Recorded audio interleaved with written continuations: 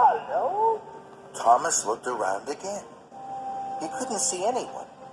The voice seems to be coming from the bushes. Very slowly, Thomas chuffed forward into the bushes. The branches crackled and crunched. Then Thomas gasped. His eyes popped wide with wonder. There, on the other side of the bushes, was a very old engine. It was broken and rusty. Thomas felt scared. He didn't dare speak. Then, the old engine smiled at him. It was a little frightened smile, but it made the old engine look kind and gentle, and it made Thomas feel less scared. Hello. Too bad your brakes failed. Doesn't that always happen when you're on a hill? The old engine smiled again. Thomas wanted to smile too, but he was scared. He didn't know whether to speak, toot for help, or race backwards as fast as he could chuff. But Thomas didn't move. He couldn't take his eyes off this extraordinary engine. Hello. My name is Thomas. My name is Hiro. Thomas wasn't sure what to say next. He'd never met an engine as old and strange as Hiro. Why are you here? Where have you been? That's a very long story. Do you like stories, Thomas? Yes. The little engines in the hills tell me stories all the time. Then, I hope you will like mine. I came here a long, long time ago from another island. I was one of the first steam engines to arrive on Sodor. Thomas was amazed. Where is your island?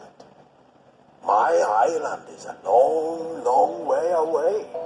There are mountains and snow and sea. There are lots of railways. I was the strongest engine at home.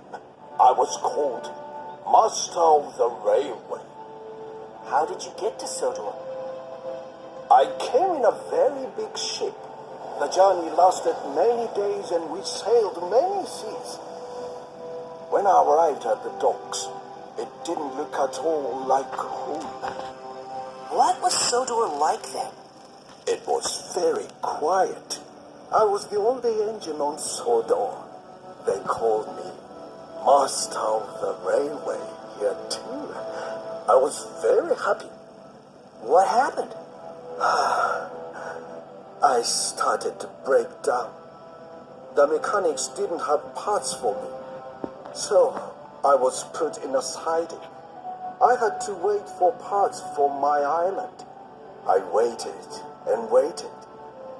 And now I'm sure the parts will never come. Thomas's eyes were wide with wonder. Do you miss your home? Yes, I do. I miss being master of the railway. Thomas looked at his sad new friend. He felt sorry for Hiro. I know. I'll go and get Sir Topham Hatt. Sir Topham Hatt runs our railway now. He will know how to help you. No, no. Please don't do that. You must not tell Sir Topham Hatt. Thomas was surprised. Why? I'm an old engine that cannot be repaired. I know what happens to old engines that cannot be really useful. They're scrapped and sent to the smelter's yard. That's not fair. That's not right. That can't happen to you. But Thomas could see that his new friend, who was once master of the railway, was now old, alone, and scared. So Thomas made a decision. I will look after you, Hiro. I won't tell Sir Topham Hatt until you are fixed. You are safe with me. I'm sure I can find the parts to fix you. I promise I will make you a really useful engine once more. I will make you master of the railway again. Hiro smiled the biggest smile he had smiled in a long, long time. Thank you, Thomas. Thank you for looking after me.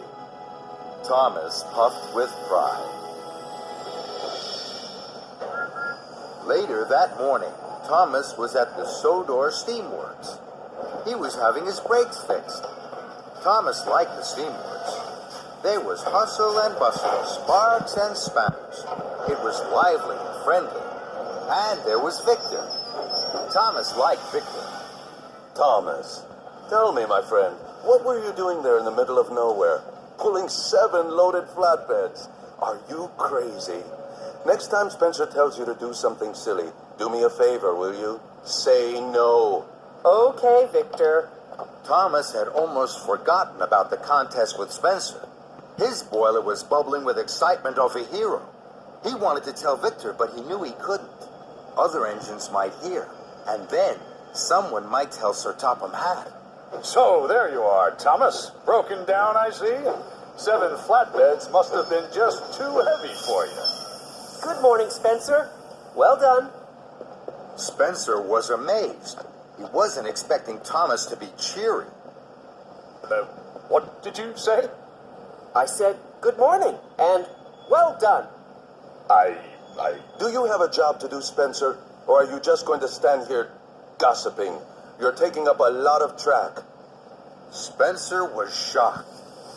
No one speaks to me like that. Then Spencer slid away, sneering. What the dare? He's all silver steam and bossy boiler, that one. Thomas laughed. He liked Victor. Okay, my friend, you're all fixed. Please stay away from Mr. Silverstein. Sir Topham Hatt needs you on your branch line. Thank you, Victor. Oh, Kevin, what are you doing? How many times do I have to tell you, you don't drop things, you lower things. Slowly, slowly, gently, gently. Yes, boss. Sorry, boss. I was trying, boss. Just a slip of my hook. Behind Kevin, Thomas saw something very interesting. A wagon with an old piston cylinder on it. That would be good for Hero. I wonder if Victor would let me have it. Thomas puffed away, excited.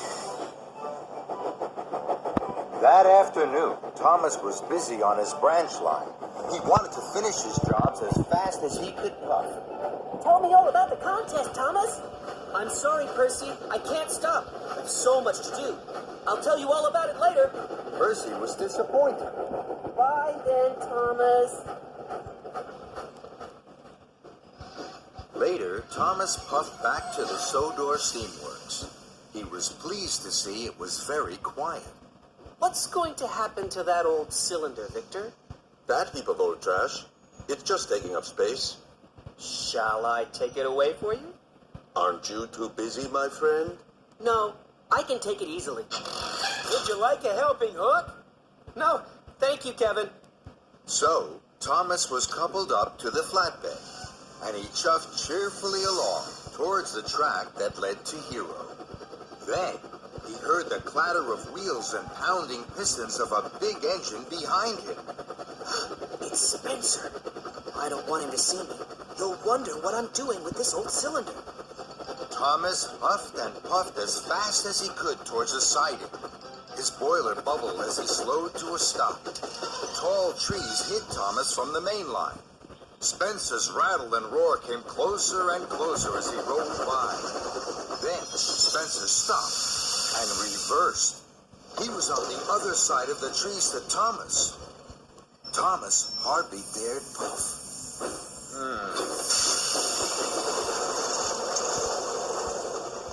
Bust my buffers.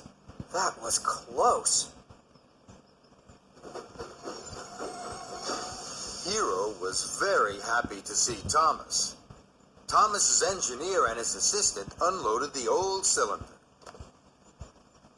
Tomorrow, Hero, I'll come back and we can start work. I have to go back to Tidmouth Sheds now. The other engines will be wondering where I am. Thank you, Thomas. Thomas smiled and steamed quickly away and puffed back toward Tidmouth. He chuffed around a bend. Then he gasped. Cinders and ashes. The Duke and Duchess of Boxford's summer house. It's very close to Hero's hiding place. Spencer will be here every day. If Spencer finds out about Hero, he's sure to tell Sir Topham Hatt, and then Hero is sure to be scrapped. I must be very, very careful.